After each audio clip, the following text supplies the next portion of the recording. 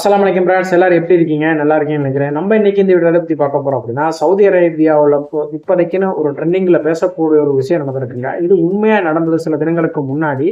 இறைவனை முழுமையா மனதார நம்பி அவனோட முழு நம்பிக்கையை செயல்படுத்துற எந்த ஒரு விஷயமே கண்டிப்பா எவ்வளவு தடைகள் வந்தாலும் இறைவன் அதை நிவர்த்தி செஞ்சு கொடுப்பானுங்கிறத உறுதி செய்யற மாதிரிதான் இந்த நிகழ்வு நடந்திருக்கு. உலகத்துல படுத்துக்கிட்டீங்கன்னா பொதுவா அதிகமான மக்கள் இறை நம்பிக்கை கொண்டவராக தான் இருப்போம். அது யாரா இருந்தாலும் சரி, முஸ்லீம், கிறிஸ்டின், அவங்க இறை நம்பிக்கையில நம்ம நம்பிக்கையில இருப்போம்.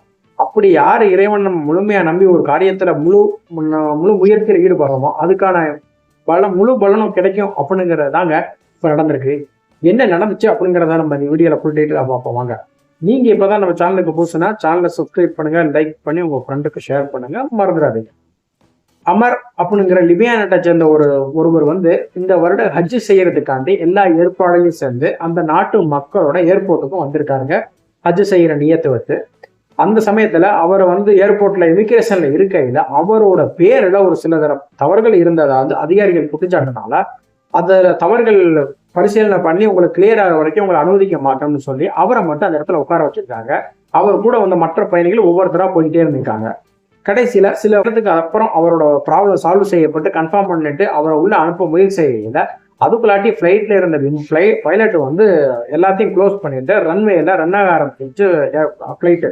உடனே இங்க இருந்து பாதுகாப்பாரிகள் அவர் பைலட்டை தொடர்பு கொள்ள முயற்சியில பைலட் டைம் க்ளோஸ் ஆயிடுச்சு, இனி நம்மளால ஓப்பன் செய்ய டைம் முடிஞ்சிருச்சு, ரன்வேல போய்கிட்டு இருக்குங்கிற மாதிரி சொன்னால அவரால் போக முடியல. அவர் போக முடியலங்கிற மாதிரி அந்த பாதுகாப்பு அதிகாரி அவரை தடுக்கையில அவர்கிட்ட அவரை சமாதானப்படுத்த முயற்சி செஞ்சிருக்காங்க. பாதுகாப்பு அதிகாரி அவருக்கு ஆறுதல் சொல்லியிருக்காரு. இறைவன் யாருக்குமே எளிதா எந்த ஒரு விஷயத்தையும் கிடைக்கிறது இல்ல, அவங்கள சோதிச்சு தான் பார்ப்பான் இறைவன் அப்படிங்கிற மாதிரி சொல்லியிருக்காரு. அதுக்கு அந்த நபர் சொல்லியிருக்காப்புல, நான் என் இறைவன் மேல முழு நம்பிக்கையில இருக்கேன், அந்த ஹஜ் செய்யணுங்கிற நீயத்தோட வந்துட்டேன், இன்ஷா அல்லாஹ் என்னோட இறைவன் என்னை அனுப்புவான் அப்படிங்கிற மாதிரி சொல்லி அந்த இடத்த விட்டு நகராம அங்கேயே உட்காந்துருக்காருங்க.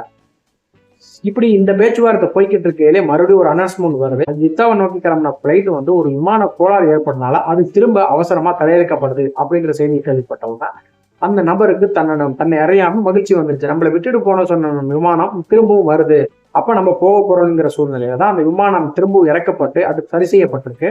அப்போது பாதுகாப்பு அதிகாரி மூலம் பைலட் பேசப்பட்டிருக்கு, இந்த மாதிரி ஒரு நபர் மிஸ் ஆயிட்டாரு, அவருக்கு எல்லா பிரச்சனையும் இப்ப சால்வ் ஆயிருச்சு, அவரை நீங்க கூப்பிட்டுக்கணும் அப்படிங்கிற இல்ல அந்த பைலட் அதற்கு மறுப்பு தெரிவிச்சிட்டாரு. மறுப்பு தெரிவிச்சு அவர்கிட்ட சொல்லிட்டாரு, இறைவன் உங்களுக்கு இந்த தடையில ஹஜ் நாடல, நீங்க அடுத்த பிளைட்லயோ இல்ல அடுத்த தடவையோ முயற்சி செய்யுங்க அப்படிங்கிற மாதிரி அந்த பைலட் சொல்லியிருக்காரு. அப்பவும் இந்த நபர் தன்னோட நம்பிக்கை கை வைக்காம இல்ல என் இறைவன் நாடுவா நான் போவேங்கிற மாதிரி சொல்லி நம்ம ஏர்போர்ட் விட்டு வெளியே போகாம அங்கேயே உட்காந்துருக்காரு. மறுபடியும் அந்த பிளைட்டு சரி செய்யப்பட்டு ரிப்பேர் பண்ணி எடுத்து போயிடுச்சு. இப்படி ஆர்குமெண்ட் பண்ணையில பாதுகாப்பு அதிகாரியால் இவரை நீங்க இப்ப போக முடியாது, வேற பிளைட் டிக்கெட் மாத்துங்க, இல்ல நீங்க போயிட்டு அடுத்த பிளைட்ல வாங்கினுங்கிற மாதிரி அவர்கிட்ட பேச்சுவார்த்தை நடத்திக்கிட்டே இருக்கிறாங்க. அவர் போக மறுக்கிறாரு, இது என்னோட பிரச்சனை இல்லை, நீங்க தான் எனக்கு டிலே பண்ணிட்டீங்க, நான் போய் ஆகணும், என்னோட வந்த மக்கள் எல்லாம் போறாங்கன்னு சொல்லிட்டு இருக்கையில மறுபடியும் எதுவா அனௌன்ஸ் வருது, அதே பிளைட்டு திரும்பவும் இன்னொரு பிரச்சனைக்காக மறுபடியும் அதே இடத்துல தரையிறங்குது.